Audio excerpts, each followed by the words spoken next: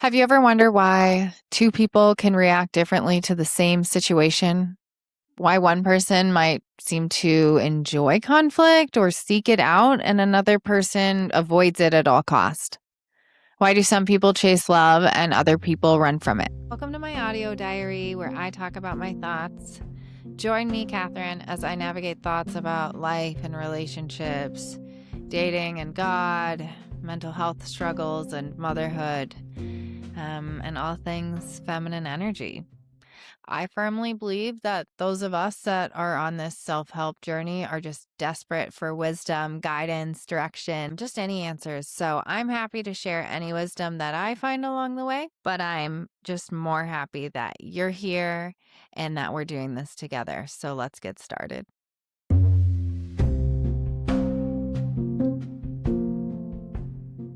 I think it's important to understand the differences in people and their personality and what motivates them or drives them or what they're afraid of, the fears that hold them back. It gives you more awareness on the loved ones in your life, but also on yourself that you don't need to internalize or take personally somebody else's personality.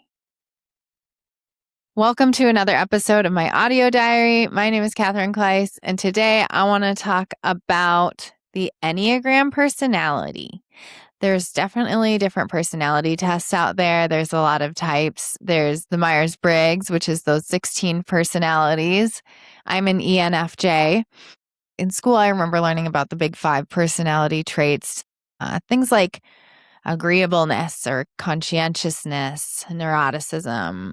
There's a couple more. But today I want to talk about the Enneagram. It's a personality test that I've found really insightful to know what drives the loved ones in my life and what motivates them, some of our similarities and differences. It's helped me to better understand myself. And I actually really like it as a tool of finding that some more self-awareness, but a clear path towards more healthy emotional awareness and of yourself. It gives you a clear line of kind of your barriers and the things that you need to look out for in yourself and the answer to channel it basically or become more healthy with it. So let's start with number 1, yours truly, the perfectionist, the reformer, everything has to be right, everything has to be perfect. The greatest fear in life is doing something wrong. I think it's like the core belief is being wrong, being corrupt, being defective, not being perfect. Like I said, I'm a number 1.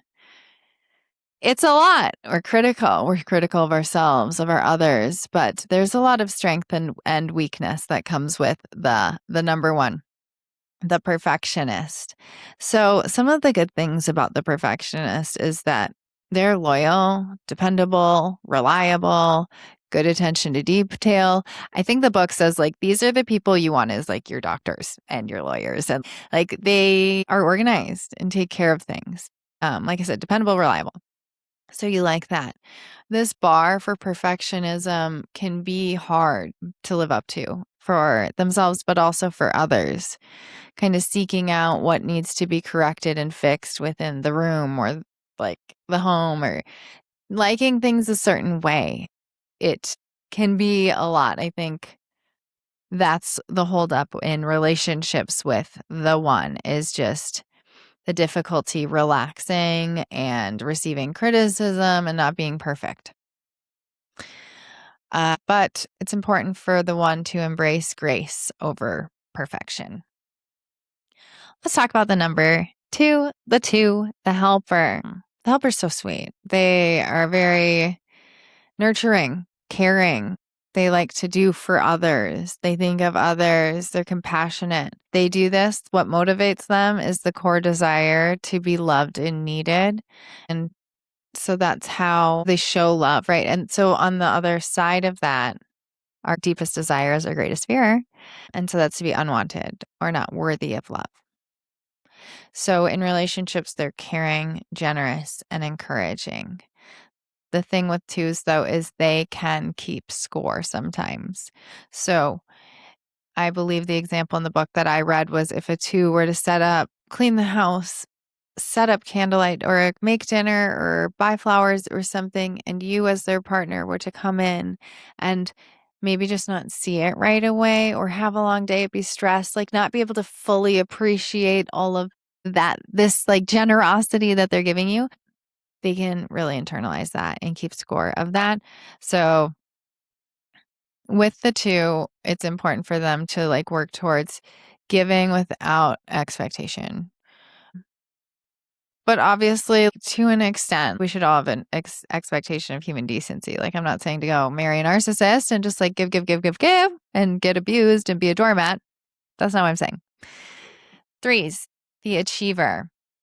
So the achiever or the entertainer is very driven.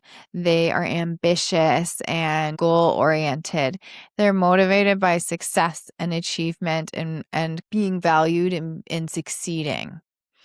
So to the opposite of that, the fear is going to be failure, being insignificant. They are hardworking, confident, motivating. They're big dreamers, right? Like they're up here, they're like dreaming big. The problem, the downfall with 3s is sometimes they can be worried over their image or the success over some of the things that matter more when it comes to doing. If there's a line, maybe like right or wrong or integrity, but it comes to like achieving a success or being viewed a certain way, like that is what motivates the 3. So finding the awareness of that. The 4. The 4 is the individualist. The 4 is like the artists of the world, the more imaginative types, I'm misunderstood, no one gets me, like emotional, romantic, like the drama, okay? We love a 4. I love a 4. I don't know. Their core desire is to find identity and to be authentic. And their core fear is having no significance or being fundamentally flawed, which, I think we all kind of fear. So the relationship struggle is comparison and mood swings and feeling misunderstood and just like finding contentment in the present. And that's something that they need to be aware of. And I think that maybe more people understand the 4th than they realize. And the first time I took the test, I was scored like maybe a 4 too, but I've since retaken it. I'm a 1. I'm a 1 that gets the 4. I get ya. The 5 is the investigator. I feel like the 5 is like, the way I took it when I read it was more analytical than emotional, thoughtful, insightful, independent. So their core desire is to understand and to be capable. And then their core fear would be to be overwhelmed and being incompetent. So their holdup in relationships is that they can emotionally withdraw as they are more analytical. They can have difficulty expressing their feelings and want to kind of protect their personal space and autonomy. But their strengths, like I said, they're thoughtful and insightful and the analytical. Yeah, it's good. Okay, so let's talk about the 6. The 6 is the loyalist. The loyalist is like, this is my community. This is my church. This is my family, whatever it is. Like, this is my people. Okay. The loyalist is not even a blind loyalist. Like, they are just so loyal. They could be aware that there are flaws within, or I don't agree or believe with every single thing, but this is my church, or this is my gym or group. Their core desire is security and support, and their fear is being without guidance or safety. The 6s deal with anxiety and overthinking, but their relationship strengths is that they're so loyal and they're so committed. The struggles is that anxiety and the doubt and the overthinking. But where their room is to grow is to learn to trust themselves. So the 7 is the enthusiast. I like to think of this person as the person that uses positivity to get through hardship. Like, not going to let it rain. I don't want to say toxic positivity, but just like that, like, nope, positive, like, let's go with it. Like, their core desire is freedom, joy, and new experiences. And I love that. I think if I were to choose, I'd want to be a 7. And their core fear is pain and feeling trapped. So I think that the struggle with the 7 is the avoiding of difficult emotions because they are more comfortable with the positive emotions. But the growth is staying present through that discomfort and really just like leaning into it. Picking partners that make that an okay place to be. Let's talk about the 8. The challenger. I like an 8. I like people. I just like people. I keep saying that. I like them. I like them. The 8, their core desire is to protect themselves and stay in control. And their core fear is being controlled or being vulnerable. So I like to think of the 8, though, not as the bully. Like when we say, like, oh, they need to be in control. I like to think of them almost maybe. The book described it as like the anti-bully. It's not that they have a problem with you standing up. It's like they respect that. They want to know that you can do that. So they're going to say something about the situation. If there's something to be said, they're just going to say it. And if it is confrontational and you can't handle it, I think maybe the 8 loses a little bit of respect on that. I'd have to maybe fact check that too. But I think I do remember that if you come back and say what you have to say, they'll be like, well, and they like that. They're good with it. Okay.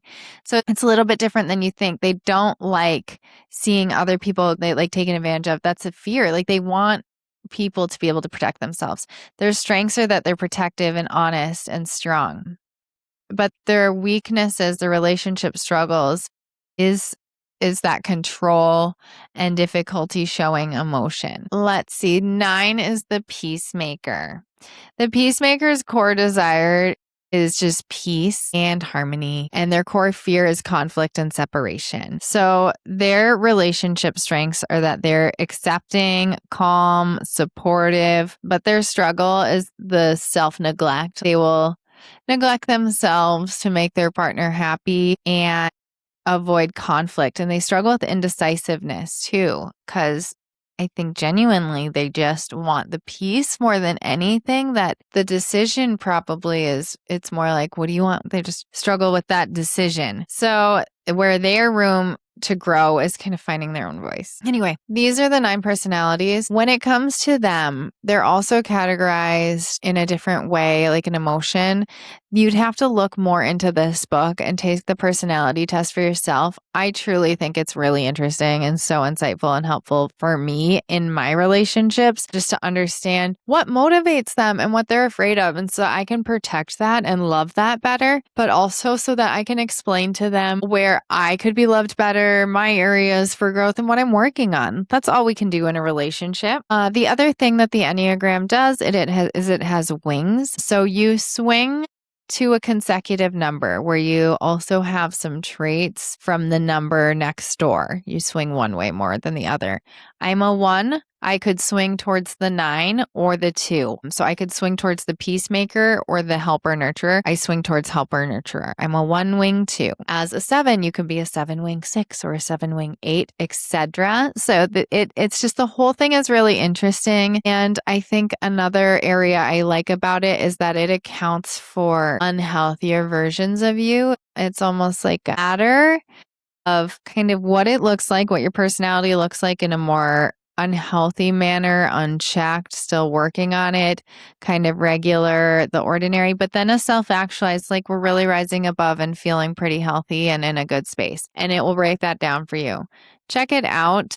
A Road Back to You. It's the Enneagram. I'm just totally like promoting this book, but I really, really like it. So anyway, join me next time. Thanks for joining me again on another episode. Comment with anything you want to talk about, and I can't wait to hear more from you. I can't wait to see you next time.